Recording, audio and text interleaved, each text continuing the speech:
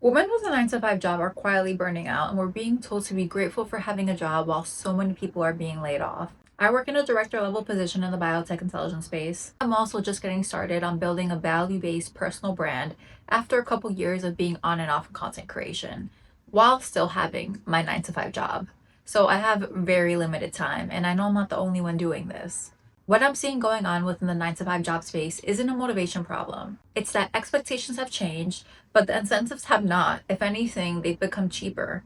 Corporate has not so quietly changed the way that work functions, especially with AI. There are restructures, leaner teams. You're now expected to do what was two job titles before, but for the same or lesser pay. And at the same time, professionals are not being told how to adopt to this because there is no blueprint. In this video, I want to walk you through what actually shifted, why work feels heavier even when you're doing everything right, and how to leverage your 9 to 5 to build brand and also career security without adding more hours. Work today looks nothing like it did 10 years ago, and I was just an intern then. Because this change has been happening gradually over the past 3 years and really sped up these past 2 years, no one's really named it. People are waking up tired, overwhelmed, and they're just over it.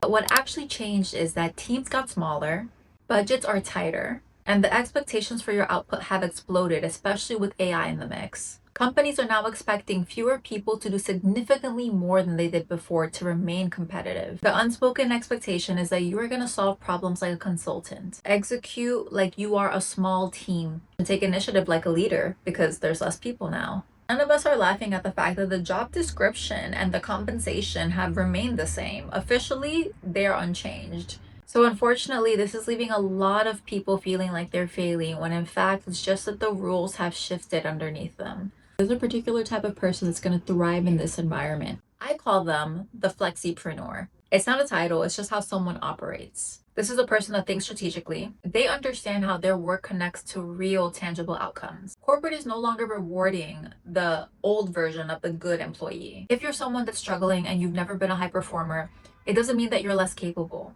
It simply means that you're operating under the old rules and they don't exist anymore.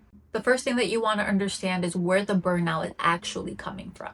There's currently a gap between where professionals think they're supposed to be at work, who they think they're supposed to be, and who they actually should be in this new environment. The old identity was stay in your lane, don't rock the boat, just do your job well, and you will get your bonus at the end of the year. The new reality now expects more than just the high achievers to be proactive, to have critical thinking, to employ leadership and initiative. This means strategic thinking and having to own the outcomes, good or bad. So for those that are struggling, it's not that you're failing, it's just that you're misaligned with what the expectations are of you. You're trying to be good employees, but you're in an environment that really rewards entrepreneurial thinkers, people that are taking initiative beyond the job description because it's kind of all beyond the job description now. The uncomfortable truth, in case it hasn't been clear, is that companies are not wanting you to be an entrepreneur and they're not rewarding you as one. The frustration is real, especially in this economy. While it's frustrating, it's also clarifying to just understand what you're working with. You can't take it personally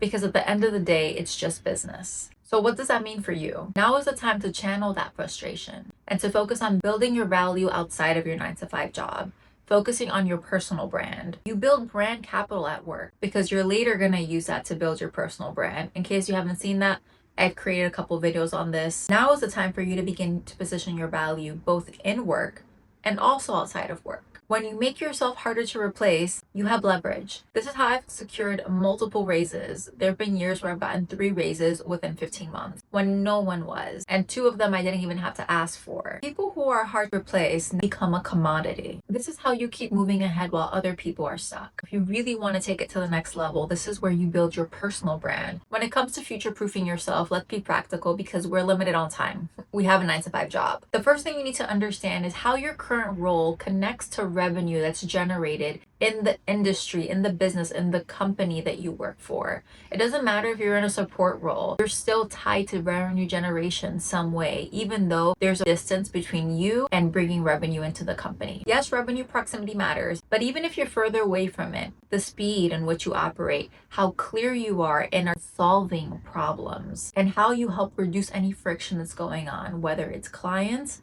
with the services and the product themselves or internal functions, All of this affects the bottom line. Know where you are in the value chain or the food chain and learn how to articulate your strengths. Learn how to articulate how you're helping bring in money.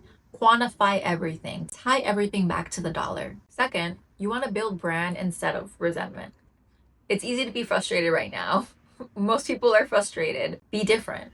Your internal reputation is currency. Whenever I'm jumping on a call with someone internally, especially now, these past couple years, I make sure to step into my state of presence. I ask them genuinely and sincerely because people can feel when you're being phony. How do they feel? How's everything going? The number of people that open up to me on the daily about what's going on in their personal life or how they feel frustrated at work is pretty much 99.9%. And that's because they can feel my sincerity. I don't feel job insecurity because I'm doing really well.